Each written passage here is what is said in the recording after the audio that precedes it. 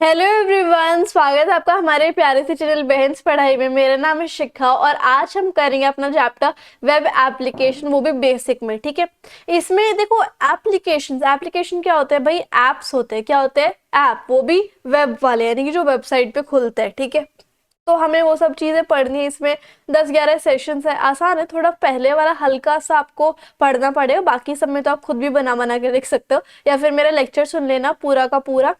छोटा सा ही होगा वैसे भी, तो आपको कुछ पढ़ने की जरूरत नहीं पड़ेगी, आप अपने आप से ही पेपर लिखाओगे अपनी लैंग्वेज में। ठीक है, तो हम ये स्टार्ट करेंगे वेब एप्लीकेशन बेसिक, वो भी बिना किसी देरी के। अगर आपको कोई भी डाउट है तो आप मुझे इंस्टाग्राम पे फॉलो करके डीएम कर सकते हो, और ये नोट्स चाहिए तो आपको टेलीग्राम पर मिल जाएंगे। दोनों इंस्टा और टेली की लिंक आपको डिस्क्रिप्शन बॉक्स में मिल जाएगी। ठीक है, सो अब हमें स्टार्ट करना है session number 1 with session number 1, जिसका क्या नाम है, वर्किंग विद एसेसिबिलिटी ऑप्शंस। इसमें क्या होता है, जैसे हम लोगों को काफ़ी सारी डिसेबिलिटी हो जाती है, हाथ में, आईज में, नोज में, माउथ में, स्किन में, जिसकी वजह से हमारा वो पार्ट काम नहीं करता है ना, हमें डिसेबिलिटी आ जाती है। जैसे मान लो हमें बचपन से ही आईज, मतलब हम अच्छे से देख नहीं पा रहे हैं, तो क्या हमारे जैसे लोग जिनको डिसेबिलिटी है, तो क्या वो लोग कंप्यूटर को एक्सेस कर सकते हैं? ठीक है, या फिर जिनको सुनाई नहीं दे रहा है, या फिर जो बोल नहीं सकते, क्या ऐसे लोग कंप्यूटर को एक्सेस कर सकते हैं? बिल्कुल कर सकते हैं। कंप्यूटर जो है कि एसेसिबिलिटी ऑप्शंस देते हैं। अब वो कैसे कैसे होते हैं वो हम इसमें बात करेंगे। कैसे कैसे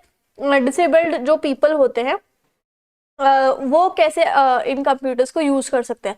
तो हम बात करेंगे सबसे पहले कंप्यूटर एसेसिबिलिटी क्या होती है। कंप्यूटर एसेसिबिलिटी का मतलब होता है कि user friendliness of a computer system, कि कंप्यूटर सिस्टम जो है यूजर फ्रेंडली है, चाहे वो नॉर्मल है या फिर डिसेबिलिटी है कोई, तो सबके साथ वो यूजर फ्रेंडली रहता है। कोई भी डिसेबिलिटी हो, कोई दिक्कत वाली बात नहीं है, है ना। कोई भी इम्पेयरमेंट हो वो यूज कर सकता है एक कंप्यूटर को, और इस टेक्नोलॉजी को हम क्या बोलते हैं? असिस्टिव टेक्नोलॉजी, है ना। बहुत सारे टाइप के हैं, जैसे कि मान लो किसी को कॉग्निटिव इम्पेयरमेंट है, मतलब सोचने की दिक्कत है, या फिर किसी को लर्न नहीं होता है, किसी को attention deficit hyper activity disorder है जिसको आप ऑटिज्म बोलते हो, विजुअल है, हियरिंग है, मोटर इम्पेयरमेंट है मसल्स वाली। तो इन सब चीज़ों के साथ भी आप कंप्यूटर के साथ काम कर सकते हो, है ना। अब वो कैसे करोगे? जैसे कि सबसे पहले अगर आपकी विंडोज एक्सपी है तो स्टार्ट बटन पे जाना, कंट्रोल पैनल पे जाना, और एसेसिबिलिटी ऑप्शन में आप एक्सेस कर सकते हो।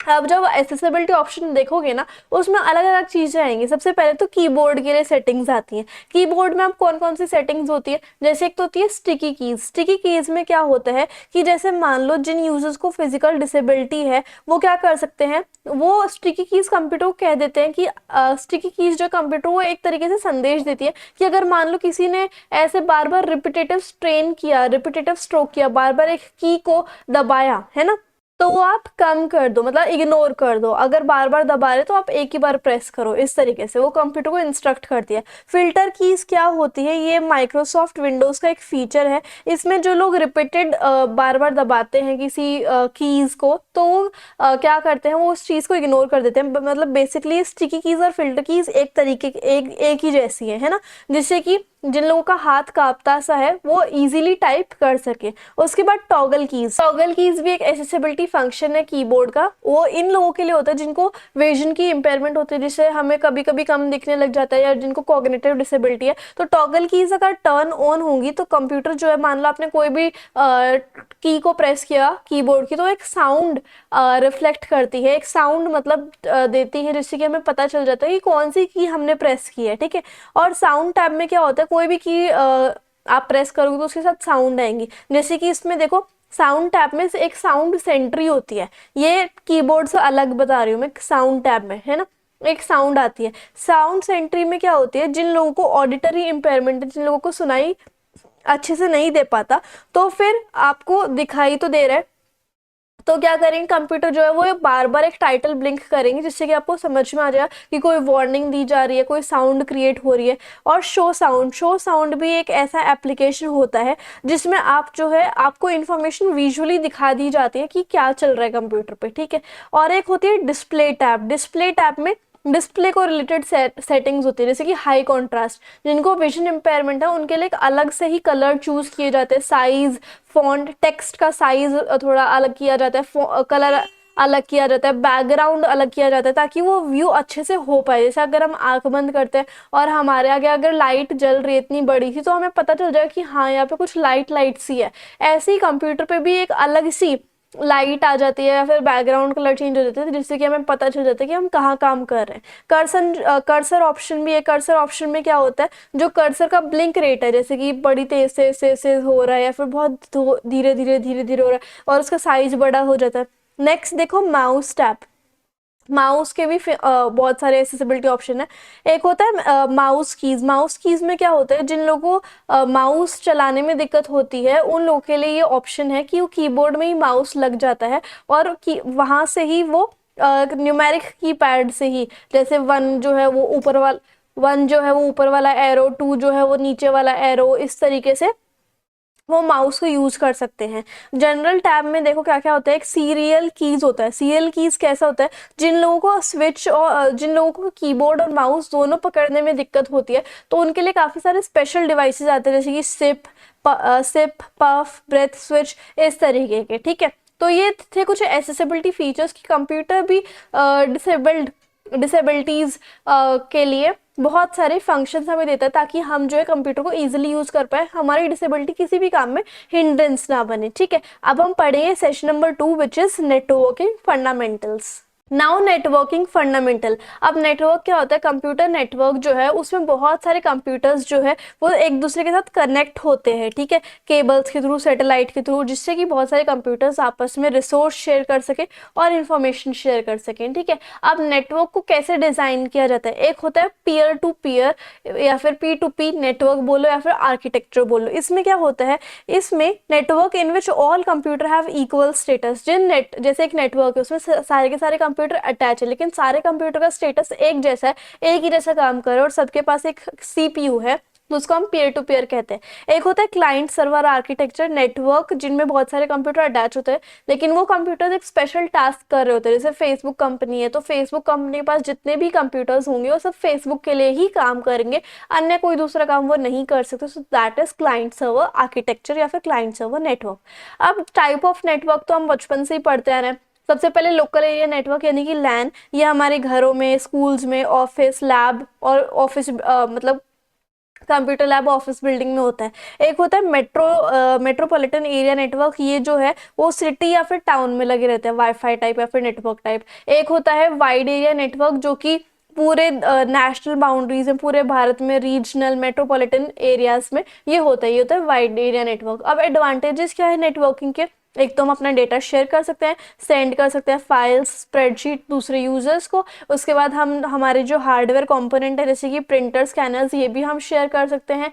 इंटरनेट को हम शेयर कर सकते हैं दूसरे कंप्यूटर्स के साथ। ठीक है, अब इंटरनेट क्या होता है, ये एक ग्लोबल सिस्टम है जिसके थ्रू हम कोई भी इंफॉर्मेशन को एक्सेस कर सकते हैं। और इसको कौन चलाता है, इंटरनेट प्रोटोकॉल सूट चलाता है। ये भी नेटवर्क का भी नेटवर्क है, और बिलियंस ऑफ यूजर्स इंटरनेट को यूज करते हैं। अब इंटरनेट के यूजर्स क्या क्या हैं, ये स्टूडेंट की हेल्प करता है, एजुकेशनल इंस्टीट्यूट की भी, और ये इंफॉर्मेशन को गैदर करता है ताकि हम रिसर्च कर सकें। इसकी वजह से हम ऑनलाइन शॉपिंग कर सकते हैं, मेल को सेंड और रिसीव कर सकते हैं, गेम्स खेल सकते हैं, ऑनलाइन ट्रांजेक्शन कर सकते हैं। ठीक है, उसके बाद www क्या होता है, वर्ल्ड वाइड वेब, इसकी फुल फॉर्म याद कर लेना, इसको आप W3 भी बोल सकते हो। और www के थ्रू ही एक डॉक्यूमेंट में हाइपरलिंक्स ऐड हो सकती हैं। हाइपरलिंक्स क्या होते हैं कि उस लिंक को दबाते ही आप दूसरे पेज पे रीडायरेक्ट हो जाते हो। ठीक है, तो होती है हाइपरलिंक्स। ओके, तो वो www की ही वजह से लिंक हो पाती है एक डॉक्यूमेंट में। वेब ब्राउजर क्या होते हैं,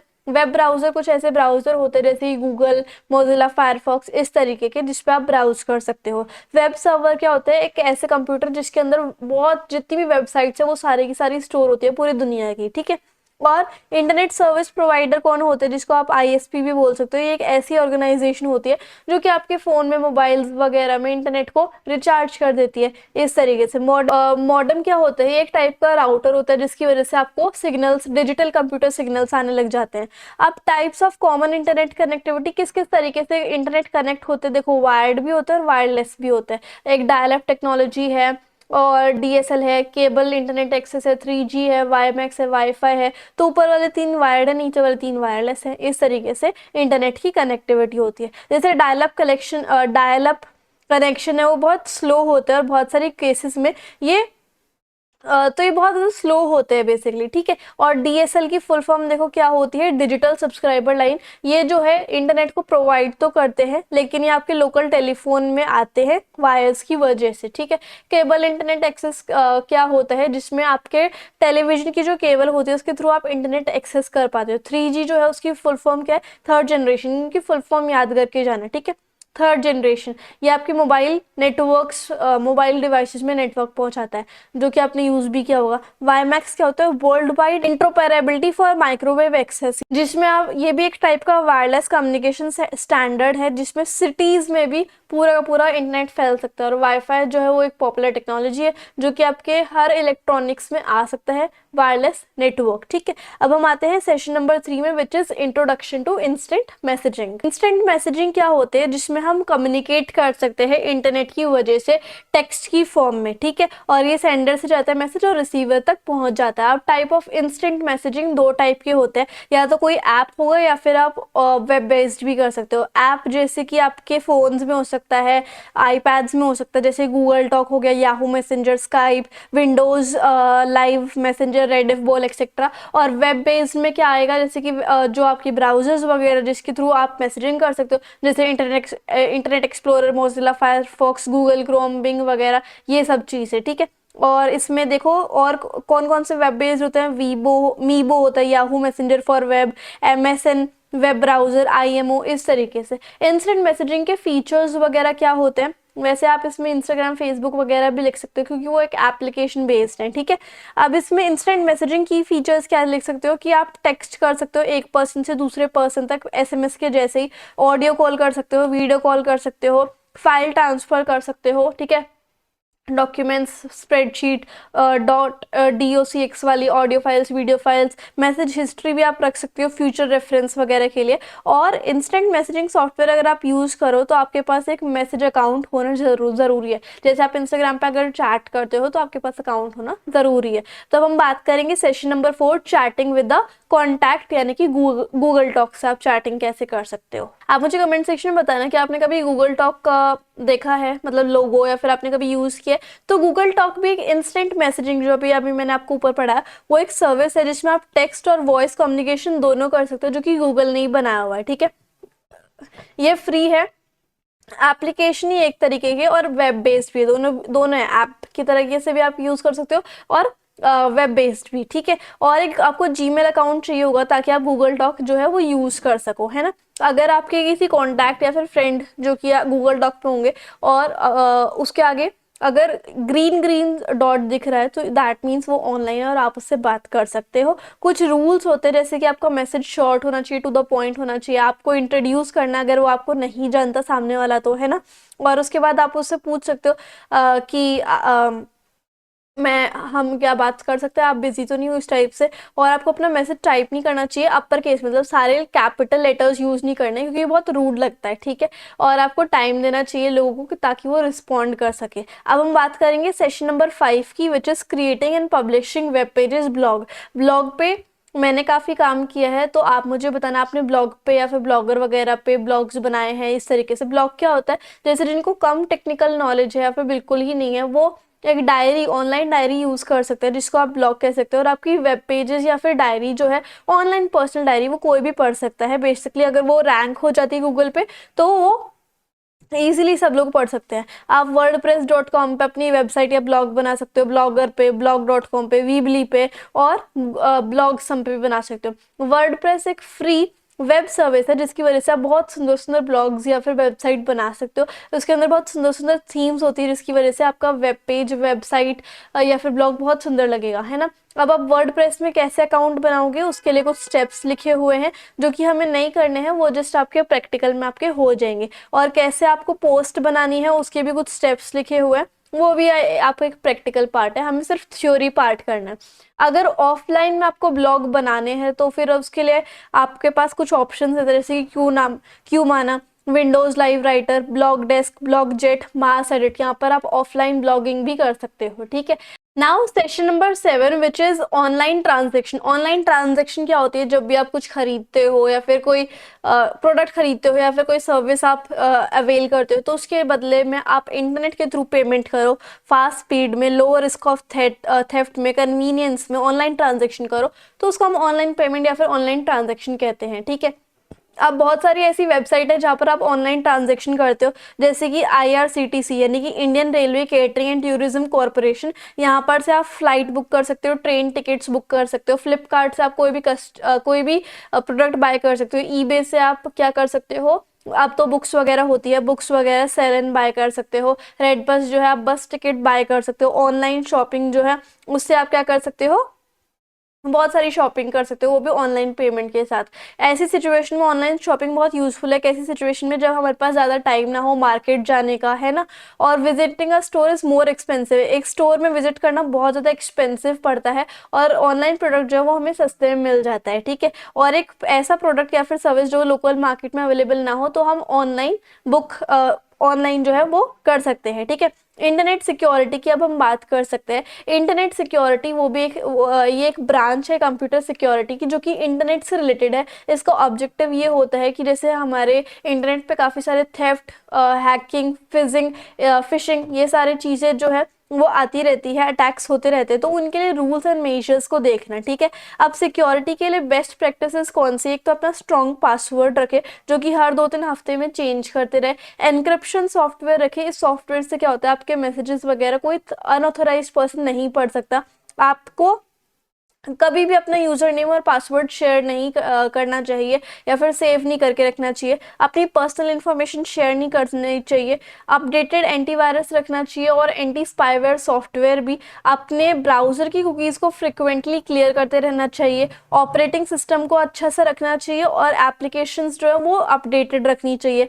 फायरवॉल्स जैसे कि जो कि आपका नेटवर्क वो देखता है कि आपका ट्रैफिक या फिर नेटवर्क कहाँ से आ रहा है, कहाँ से नहीं आ रहा, तो ये फायरवॉल को इंस्टॉल करना चाहिए। कभी भी अननोन सोर्सेज से किसी भी सॉफ्टवेयर को इंस्टॉल नहीं करना चाहिए। जो आपके ऑलरेडी मतलब बेकार के एप्लीकेशन है जो आपको नहीं चाहिए, उनको आप डिलीट कर सकते हो, और अपने ब्राउजर्स में जितना भी डाटा स्टोर है उसको डिलीट कर सकते हो। और कैसा पासवर्ड होना चाहिए? जैसे कि 12 से 14 कैरेक्टर्स का होना चाहिए। अपने पेट नेम पे या फिर निक नेम पे, या फिर कोई ऐसा इजी सा नेम जो है वो आपको नहीं रखना चाहिए। अपने पासवर्ड में नंबर्स, सिंबल्स वगैरह आपको यूज़ करने चाहिए। एक कैपिटल और बाकी सारे लोअर केस रखने चाहिए। ठीक है, मतलब एक कैपिटल नहीं, थोड़े से कैपिटल, थोड़े से लोअर केस ऐसे यूज़ कर सकते हो। और अलग अलग साइट के लिए अलग अलग पासवर्ड यूज़ कर सकते हो। और avoid using something that is in public. जो पब्लिक में हो, जैसे पब्लिक वाईफाई वगैरह, USB वगैरह, वो आपको यूज़ नहीं करना चाहिए। ठीक है, और एक ऐसी साइट भी है जिसका नाम है www.strongpasswordgenerator.com, जिसकी वजह से आप स्ट्रॉन्ग पासवर्ड भी जनरेट कर सकते हो। और ऑनलाइन थ्रेड्स की कुछ एग्जाम्पल, जैसे कि fishing, email spoofing, chat spoofing. ठीक है, इनकी वजह से हमारे कंप्यूटर में वायरस वगैरह आ जाते हैं।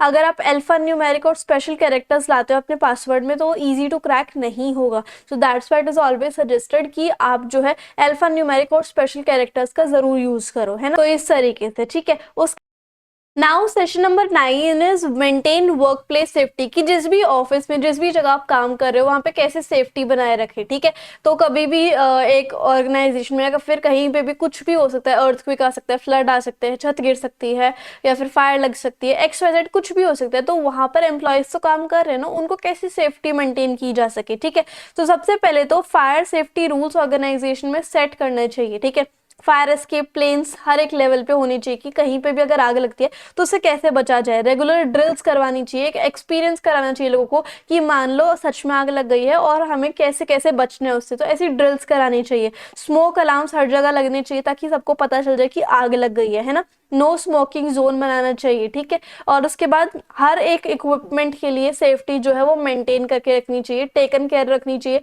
कि हाँ सारे इक्विपमेंट सही से काम कर रहे हैं। अब falls and slip safety rule, इसमें क्या होता है कि हमें हर जगह को साफ सुथरा और बिखरेला सा नहीं रखना चाहिए। ठीक है, हर एक जगह पर अच्छे से लाइट आए, वेंटिलेशन आए, कोई स्लिपरी फुटवेयर, आपको चप्पलें वगैरह नहीं पहननी जो फिसलन वाली हो, फ्लोर क्लीन और ड्राई रहना चाहिए। ऑयल अगर गिर भी जाते तो उसे फटाफट से साफ कर देना चाहिए, क्योंकि अगर उसमें हल्की सी भी चिंगारी लगी तो फिर सारे के आग लग जाएगी।